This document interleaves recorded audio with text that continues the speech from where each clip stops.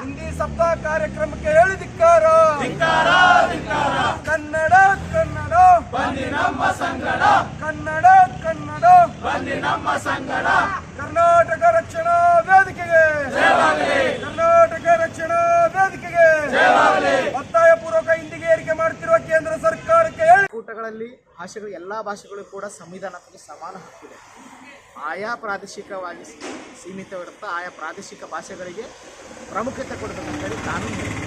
ಆದರೆ ಈಗ ನೋಡ್ಬೋದು, ನಮ್ಮ ಕರ್ನಾಟಕದಲ್ಲಿ ನಾವು ಹಿಂದಿನೂ ಮಾತಾಡ್ತಾರೆ, ಹಿಂದಿ ಜನಗಳು ಕೂಡ ಇದ್ದಾರೆ, ತೆಲುಗು ಆಂಧ್ರದವರು ಕೂಡ ಇದ್ದಾರೆ, ತಮಿಳುಗರು ಕೂಡ ಇದ್ದಾರೆ. ಆದರೆ ಎಲ್ಲವನ್ನು ಬಿಟ್ಕೊಟ್ಟು ಹಿಂದಿ ಅಷ್ಟೇ ಯಾಕೆ ಆಚರಣೆ ಮಾಡ್ತೀವಿ? ಯಾಕೆ ಮಾಡೋದು ಅಂದರೆ